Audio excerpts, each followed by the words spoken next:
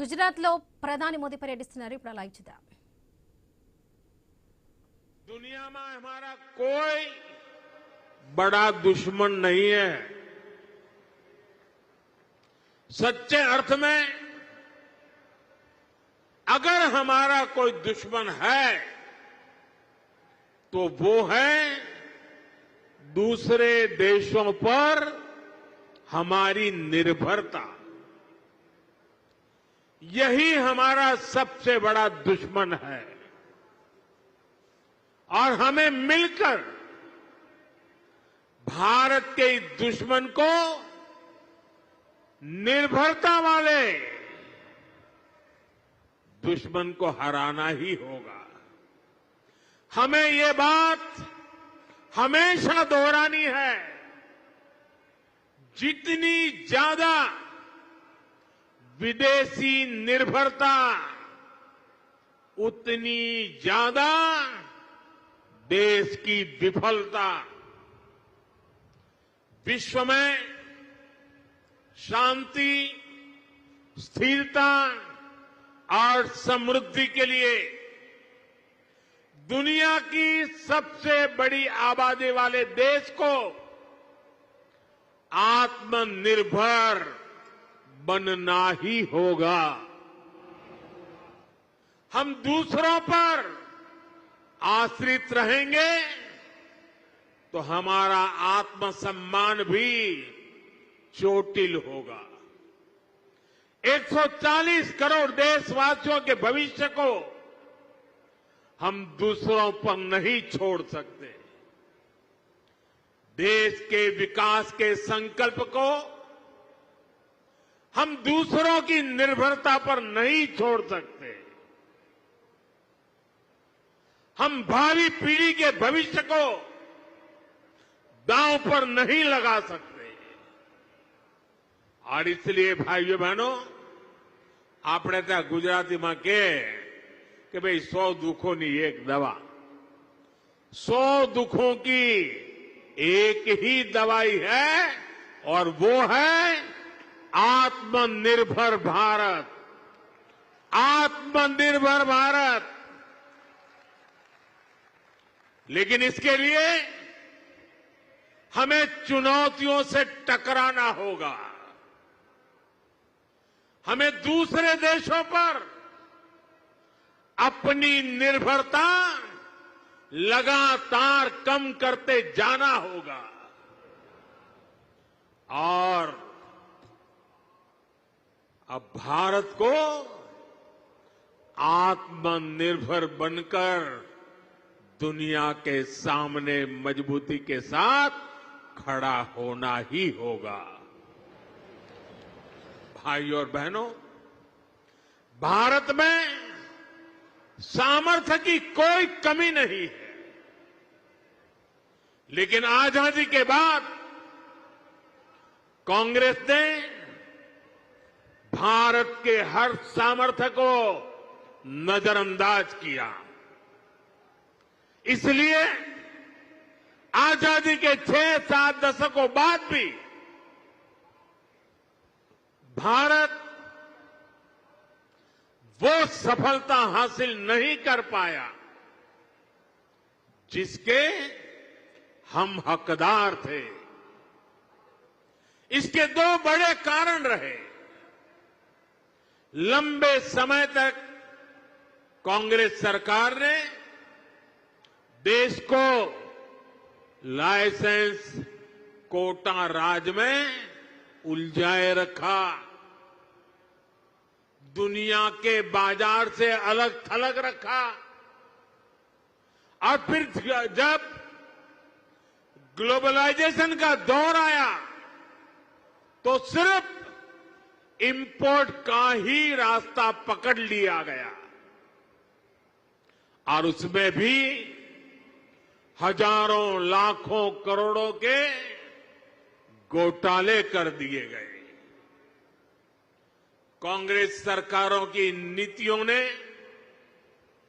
देश के नौजवानों का बहुत नुकसान किया. इन नीतियों ने भारत की असली ताकत को सामने आने से रोक दिया। साथियों, देश का कितना नुकसान हुआ है, इसका एक बहुत बड़ा उदाहरण हमारा शिपिंग सेक्टर है।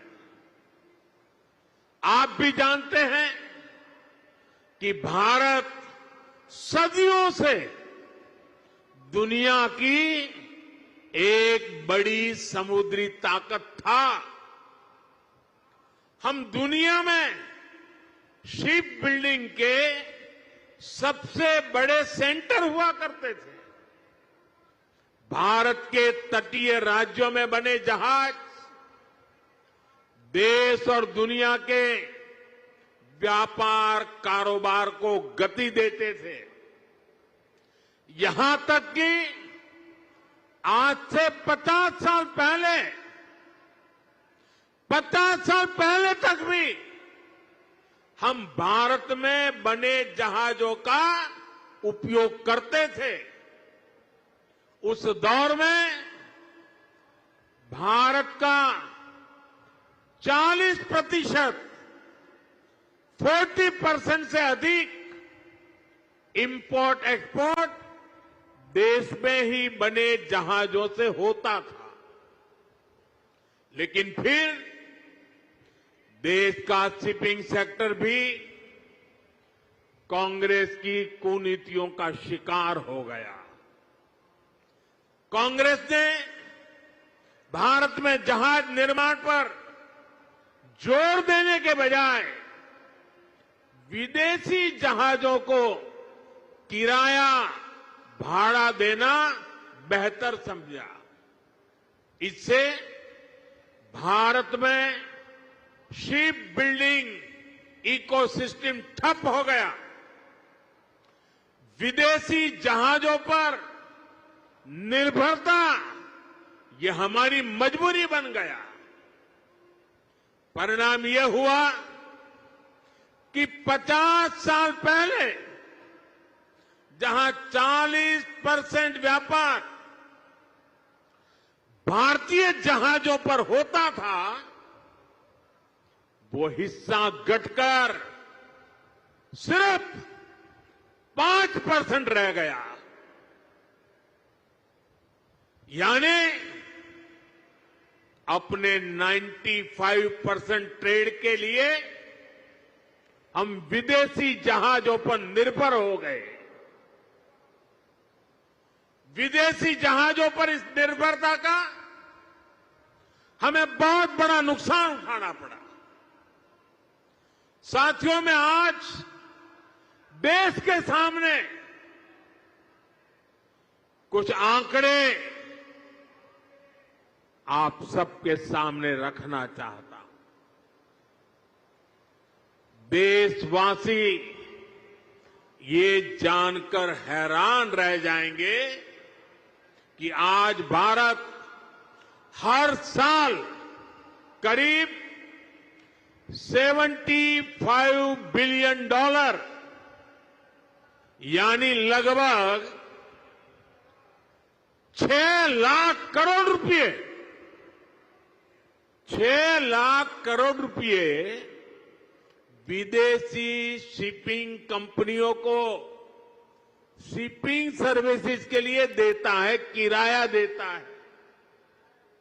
ये आज भारत का जितना डिफेंस बजट है, करीब करीब उतना पैसा किराए में दिया जा रहा है।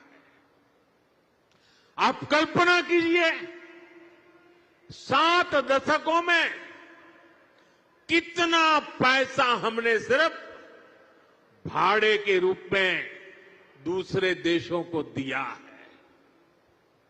हमारे पैसों से विदेशों में लाखों नौकरियां बनी हैं।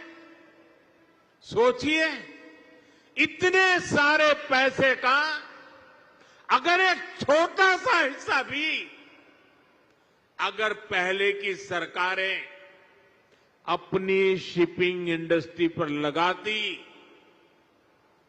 तो आज दुनिया हमारे जहाज इस्तेमाल कर रही होती, हमें लाखों करोड़ रुपए शिपिंग सर्विसेज के रूप में मिल रहे होते और हमारे बच जाते वो तो अलग।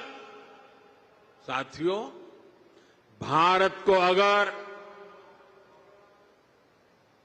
2047 जब देश की आजादी के 100 साल होंगे, 2047 तक विकसित होना है, तो भारत को आत्मनिर्भर होना ही होगा। आत्मनिर्भर होने के अलावा भारत के पास कोई विकल्प नहीं है। 140 करोड़ देशवासियों का एक ही संकल्प होना चाहिए, चीप हो या शीप, हमें भारत में ही बनाने होंगे।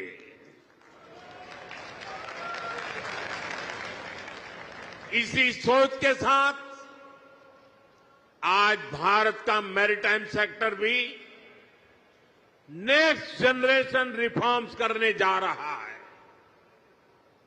आज से देश के हर मेजर पोर्ट को भांति भांति के डॉक्यूमेंट से, अलग अलग प्रोसेसेस से मुक्ति मिलेगी।